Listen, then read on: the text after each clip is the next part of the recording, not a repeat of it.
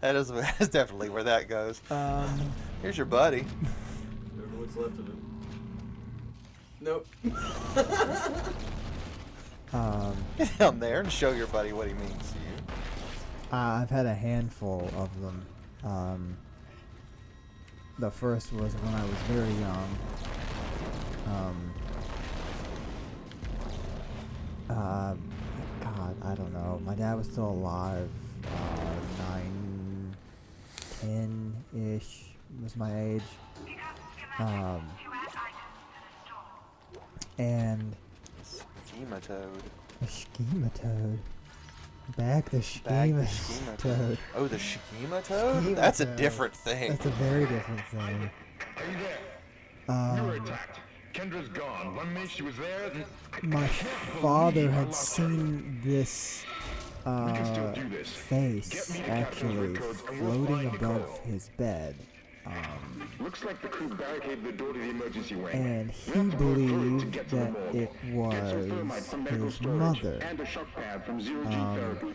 Should be down the And corridor. I saw it too a separate time. When I got up in the middle of the night to use the restroom, for whatever the reason, I had decided to go to use my parents' restroom instead of the hall bathroom. And as I was crossing the room in the middle of the night, I saw the face, which was glowing white. And I still went to the restroom and tried to act like I didn't see it. This is the best I can. Oh, he decided that his face looked better imprinted in the wall. Da da da da. That's 2 for anyone counting. Comedy rule of 3s, y'all. And I honestly, I was like 8 or 9, so I cannot remember if the face was still out when I came out to use the restroom again. But I kind of almost did like the Animal House sneaking around action, putting my back up against whatever I could to get out of the room, as if that would. Yeah. As if I could stealth past the ghost face. Yeah, that'll they keep the can't- ghost face They away. can't make that, you know. I might as well have been making the sounds too. Yeah. The other couple, another one would be at our Dylan and I's grandmother's country house, the Wren's Nest.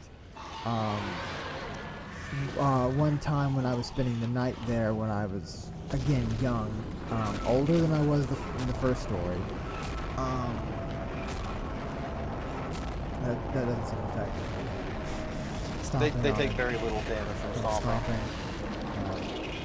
I don't want to waste any more ammo. I woke up in the middle of the night to see a small girl, young girl in period dress, like a gown, nightgown, standing by my bed, not looking at me, but looking out the doorway, which the bed was directly next to. And I of course freaked the hell out.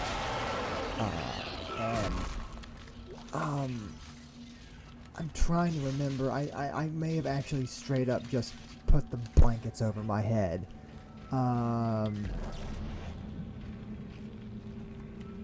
That or I closed my eyes and she was gone when I opened them again. I honestly can't remember very well. She never noticed me, and I do not believe she was an intelligent haunting, which, if you're into paranormal activity, an intelligent haunting is a ghost that can interact, and it typically knows that it's dead. Versus a residual haunting, which is it's a loop. Yeah, it's like a tape recording that's on loop, and it's just it's playing back the events of the past over and over and over again. some people say residual hauntings are just like psychic manifestations of stuff that happened to a place and are not the spirits of the dead. Some people say that they are spirits of the dead that are just stuck. Like they don't know they're dead and they're stuck in a period of time. I'm of the former. I don't believe that they're spirits of the dead at all. For a residual haunting, I think they are just a psychic back loop.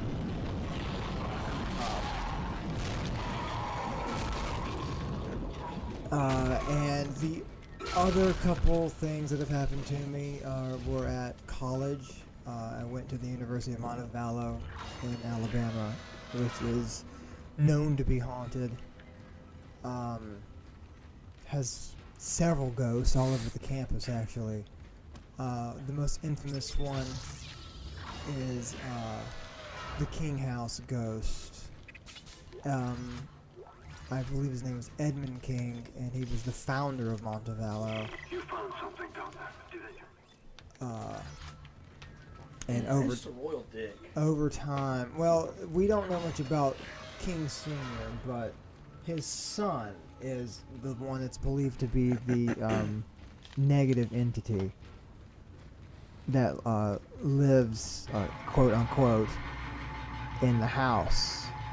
Well, I've never seen the King House ghost myself. I have interacted with the house one night, in which not only did the blinds of the house appear to be opening and closing by themselves from the outside, from what I could observe, because you're not allowed inside the house. So, it's a two-story house made of brick on the campus, but in these days it's, I think, used as a special guest house for people who are guests of the university. And The real, how honored, you know. well, You're... most people in academia don't believe in ghosts, and I'm pretty sure it's not a selling point that the university likes to leave. But also, in addition to that same night, I was noticing the blinds. We were also shining flashlights through the house, through specifically through the room that we know that activity has happened, the upper right corner bedroom. And we would be, me and a friend was on one side, and on the other side was my girlfriend at the time and her friend.